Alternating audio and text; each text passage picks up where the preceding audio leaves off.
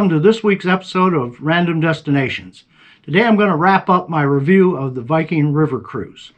For those of you that watched last week's episode, you might have noticed that it ended rather abruptly.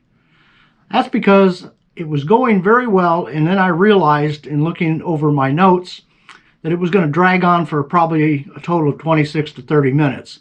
And quite frankly, I don't have the attention span to watch one of my videos for 26 to 30 minutes. So I just abruptly stopped it at what I consider to be probably the most important part of the review, and that's the pre-cruise Lucerne extension. I'm going to back up the tape and start this week's episode right where I left off last week, talking about the Viking pre-cruise extension in Lucerne. And it's very important because from my ranking, that is the single factor that drove Viking down from a 5-star review, was the way that that extension was handled by them and by the Continental Park Hotel. So you can tell it's a sore point with me. So I just want you to be aware that if you're going to spend this type of money and go on this, you might want to rethink how you approach your extensions. So anyway, we're going to go ahead and pick it up a little bit before we cut off last week and finish up this discussion of Viking River Cruise review. Okay, let's talk about our pre-cruise extension. My wife and I booked a 2-night, 3-day pre-cruise stay in Lucerne, and it got off to an absolutely horrible start. And this is the one thing that both Viking and the Continental Park Hotel got a rock-solid F for. 1 out of 5 stars. It dragged, well, certainly I'll never go back to the Continental Park Hotel again. And this dragged the Viking score down significantly. And here's the basic problem. Viking arranged all these travel times. They arranged the accommodations. We paid extra for it. We had a 19-hour travel day to get to Lucerne. And when you're in the 65 to 75 age, that's not a fun way to spend a day. And then we get there and had a 6.5-hour wait in the lobby before they could get a room together. Now, there's just no excuse for that. Not when you look at what you pay. They could have said, well, we can have a room guaranteed ready for you if you want to pay an extra $100 or $150, and we would have said, book it. This will never happen to us again because, quite frankly, we're never going to take a pre-cruise excursion via Viking. So we didn't have the same problem on the back end. So when I get to that, I'll explain the difference. So anyway, they got off to a very bad start. By the time we checked into our hotel, I didn't want anything to do with Viking. I didn't want anything to do with the hotel. So that kind of dragged down Viking's overall score. But we went ahead over the 2 days, and the remaining part of that excursion got 4.5 out of 5 stars. We had a really great time. We loved Lucerne. We loved the Old Town. We went to Mount Pilatus. We took a cruise across Lake Lucerne, and we finished up with a trip to the top of Mount Stanzerhorn.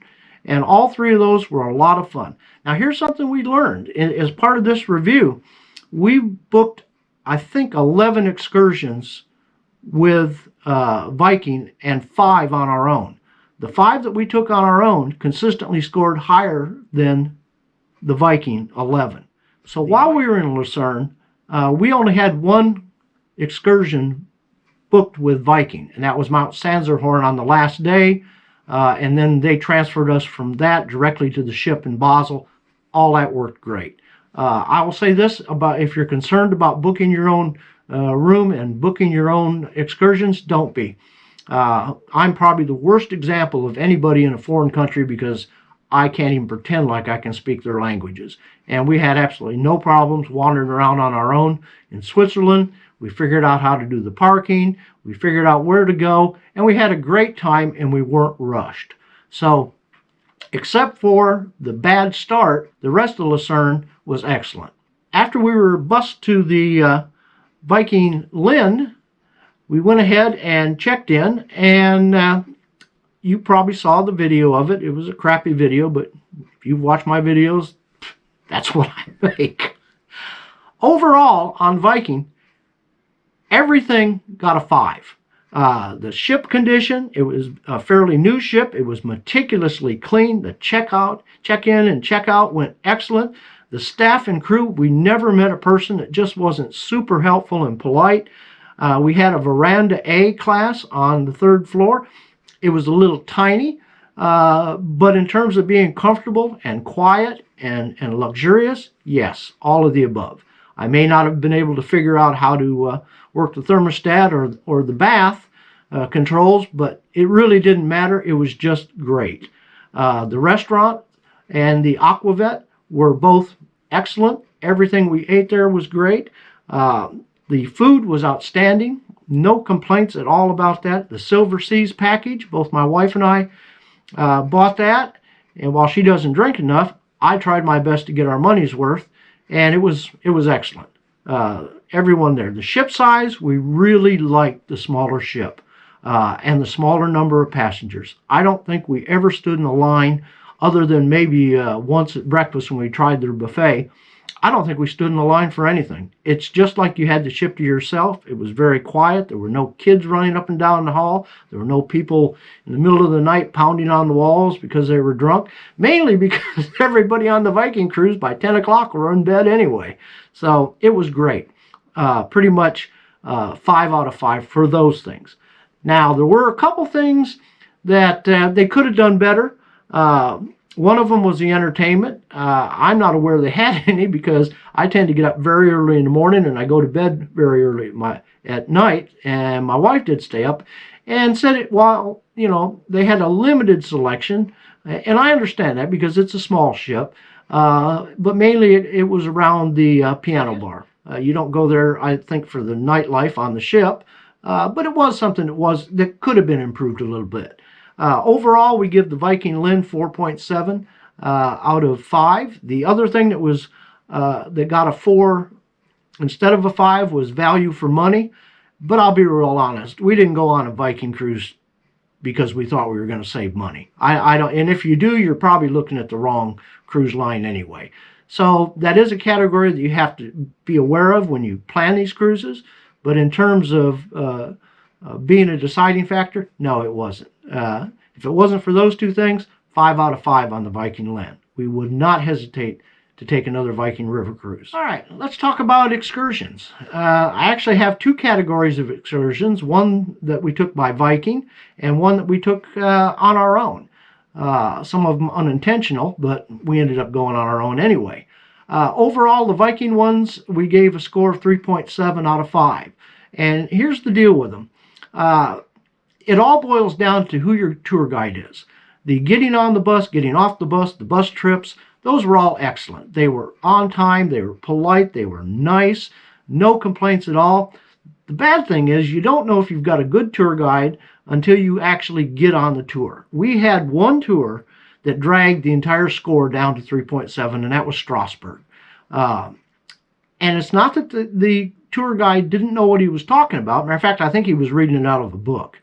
But the way he came across was just incredibly dull, boring. He didn't interact with anybody. He just stood there in the front with his little paddle and in a monotone, just blah, blah, blah, blah, blah, blah, blah, blah, blah. And after about 35 minutes, my wife and I said, now we're done with this. So that really hurt them. Other than that, most of their scores were 4 to 4.5 with a couple 5s. So there's no way to say in advance this is going to be a good one because you don't know who you have for a tour guide. I will say there was no tour guides that didn't know what they were talking about. A lot of them, I think, were professors, history professors, retired professionals.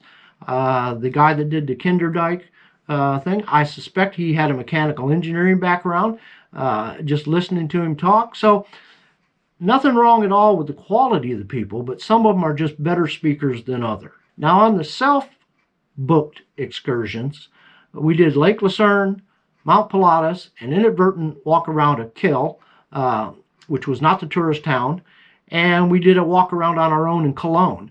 And you'll wonder why there's no Cologne episode, because using my crapple iPhone 7, I managed to lose every single piece of video and photo that I took that entire day. That's why, I don't know if you can tell a difference, but I'm not using a crapple iPhone anymore. I have a new camera now for season 2. Anyway, to get back, on the ones that we booked ourselves, they came in a little higher at about 4.25 out of 5 stars. a little bit better. And the biggest difference was that they were a lot more relaxed. We didn't feel rushed. When I walked around that little German town, I felt as if I had until dark to get back, and I enjoyed it a lot more. And same thing in Cologne. We walked around with my sister and her son and spent the day, went to a local beer garden, had a great meal, went to the World Chocolate Museum, which is outstanding if you're in Cologne. Make sure you see that. And we just had a great time. So the Viking ones tended to be faster, and the biggest regret, assuming you got a good tour guide, the biggest regret was you didn't have enough time. Towns like Colmar, we would have enjoyed spending the whole day there. Black Forest, I absolutely loved it. Kinderdijk, very nice, very nice. And even Amsterdam with 8 million people was great. The walking tours and everything were fine. So we have a 3.7 for Viking, 4.25 for our own, about the same. All right, let's talk briefly about the post-cruise extension in Amsterdam. We did another 2-night, 3-day in Amsterdam, and this time we stayed at the Radisson Blu. We took 2 walking tours that were Viking tours and 1 on our own, and we give it 4.25 out of 5. It was very nice. Now, at the post excursions don't have the same fundamental built-in flaw that the pre-cruise ones do, because our room wasn't ready till 1 or 2 o'clock in Amsterdam, and it didn't make a bit of a difference because we just got off the ship after a good night's sleep, and we were ready to spend the day doing something. So we took the food tour and we took the walking tour, and by the time those 2 were done, our room was ready. And the Radisson Blu, excellent. Nothing bad to say about them. A very nice hotel. I believe one of the choices that's used in Lucerne is a Radisson Blu. If I'd known what was going to happen, I think I would have just booked my own in Lucerne at the Radisson. But that's the way it goes. So anyway, that one about 4.25 on the post extension. I think I started every new segment with, all right. Sound like Matthew McConaughey. Okay, let's sum this up and put it into it so I can try to make a movie out of this. Overall, by the time, I think I gave my wife a list of 40 questions to grade on 1 to 5. Now, this was not a weighted statistical, so, you've got to realize there's a lot of error in some of these. Like, you care that your hotel pickup was great? Probably not. It can be a little late. Do you care if you spend $300 on an excursion and it sucks? Yes, you do care. So take this with a grain of salt. The overall final scores added up surprisingly for me, Viking at a 4.4. So when it comes right down to it, there was nothing on that Viking cruise other than the 2 things that I mentioned, Detroit and the Continental Park Hotel, that we didn't absolutely love. We would not hesitate to take another cruise with Viking. As a matter of fact, I'm already starting my research on it, and we will incorporate lessons learned from this one. So that's it for this week. Next week on Random Destinations will be the season finale. Yes, I can hear you applauding and yelling and screaming. It's finally going to be over for the end of season 1. And I'm going to spend that episode showing you how I can make crappy movies using this piece of crap Apple iPhone 7. It doesn't account for all of the facts that make my videos bad. It doesn't make me fat in the face or have a strange voice or stumble over words. That's just me. But it does, in my opinion, explain about 97% of the technical problems on, can you make a video with an iPhone 7? Yes, you can. If you're going to Mikey's grandson's birthday, it'll be just fine. If you're going to try to use it every day for 2 weeks, like we did on this trip, good luck. It's a pain in the ass. So be sure to turn in. So be sure So make sure you watch my... Well, I think we're about done. So that's it for this episode. See you next week on Random Destinations. GoPro, stop recording.